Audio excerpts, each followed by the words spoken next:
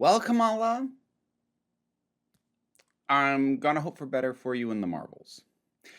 Final episode of Ms. Marvel. I've been talking about my issues with this as it's gone along. I have a couple of issues in terms of the overall presentation of the character, some of the changes made. While I do understand them, like the decision to remove her stretchy powers and basically replace them with light projection, in terms of how special effects work and how not great stretching tends to appear, especially on a streaming show budget. I get it, but I do feel it still loses an aspect and an element of the character. Sending her off on this globetrotting international thing felt like it was missing the core idea of her being someone who cares about the locals in a city that nobody else cares about.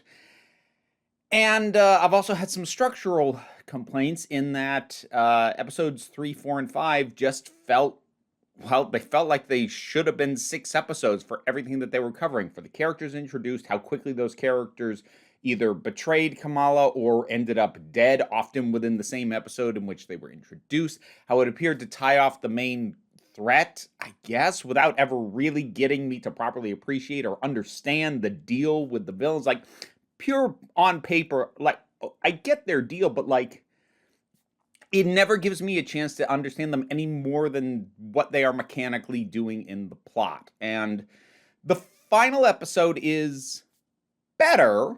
It's more in line with what was working in the first 2 episodes, but it certainly doesn't do anything to fix the problems with the middle chunk. And overall, it still just left me going, Kamala Khan deserves better than this.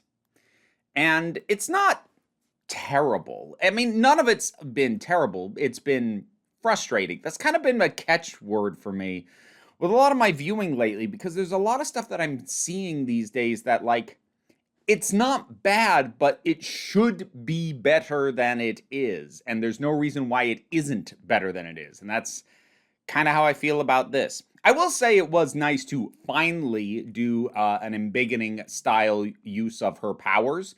That was good to see. So that was nice. That was a bonus. Bringing it back to Jersey City was good, although it continues to center it around the stuff that Kamala keeps getting pulled into. Like, there's a token acknowledgement at a few points of the overall thing that Kamala has, which is that she feels the need to help. It's talked about, but in practice, pretty much everything she's done, she has been pulled into by one reason or another.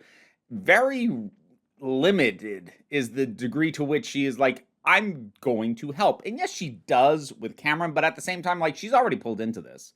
She was already pulled into this by his mother. She's pulled into it by the interest of damage control in her, and Cameron by association.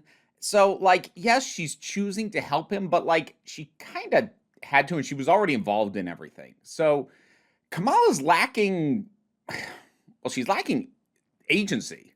Agency that is talked about, in that, like, you good is something you do, not something that you are. If you have the ability to help, you should. That is talked about, but in practice, in the plot, that's not really what's going on. She's pulled into situation after situation, and then once in that situation decides to do what is the good thing to do, but she never gets involved in the first place by choice.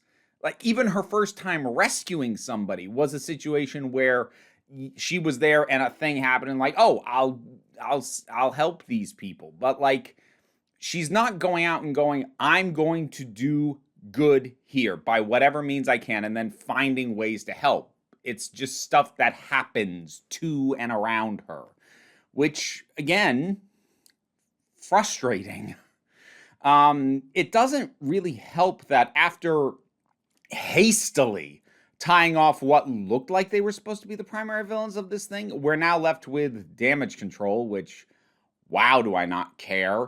And they're done really lousy because, like, this, I can't even remember her name, this woman who's, like, so determined to get Kamala and then later Cameron, who, goes into the I did like the mosque, the way they handled these people coming in. Like, this is not our first rodeo. I'm like, good on you.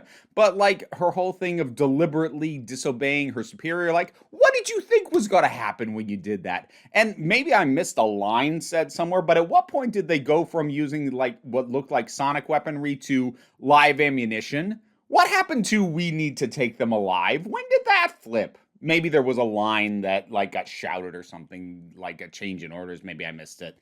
I don't know. And normally I like the community comes in solidarity to surround and protect and stand up for their local hero. Like, I love that in things like, well, the first Spider-Man, but especially Spider-Man 2.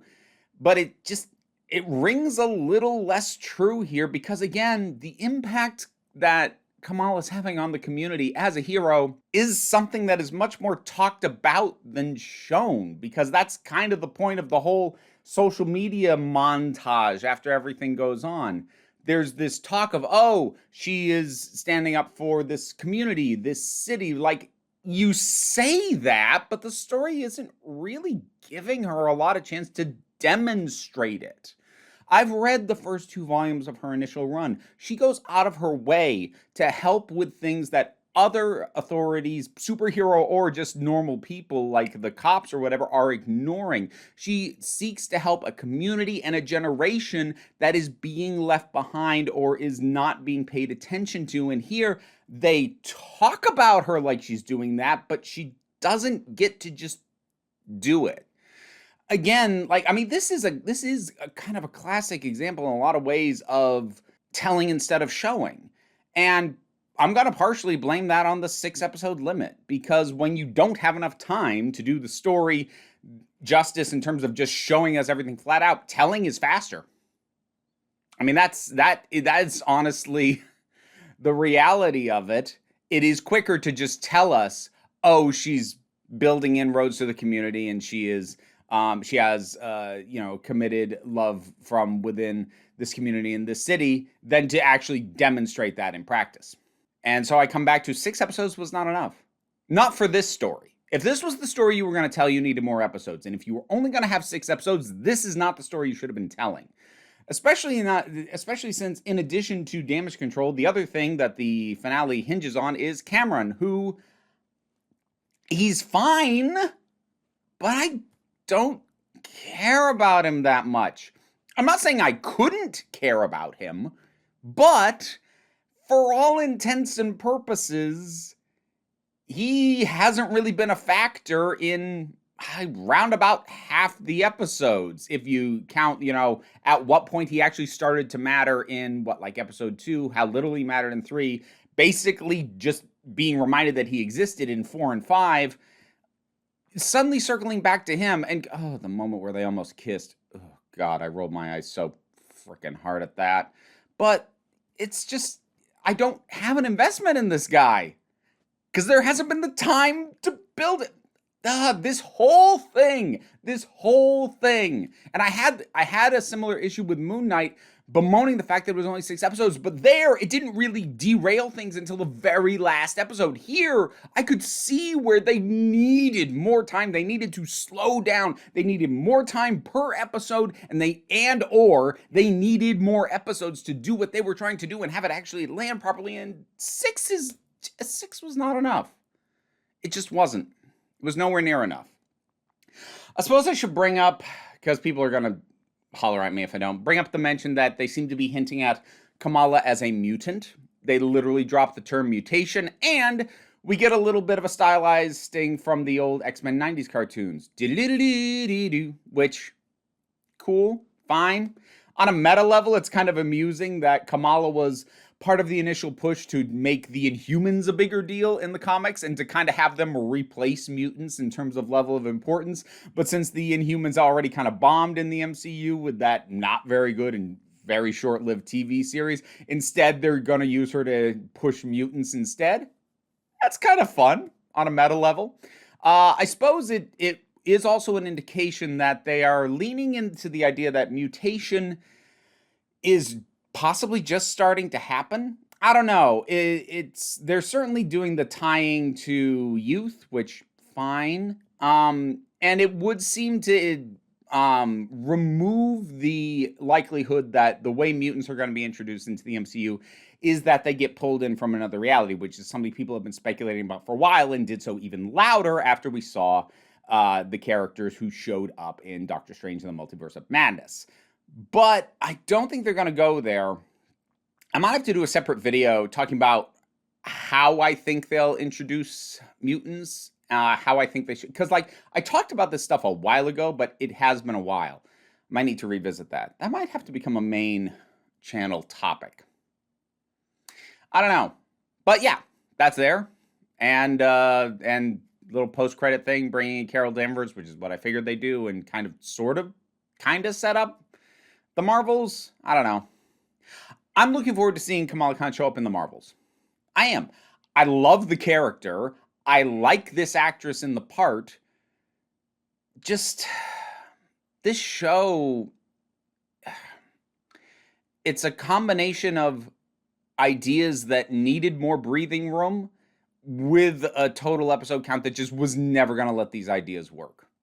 And some of the ideas I'm a little iffy on in the first place, but to whatever degree they were ever going to work, not in this time frame. Ms. Marvel. Frustrating. It is the word of the season for me, it would seem.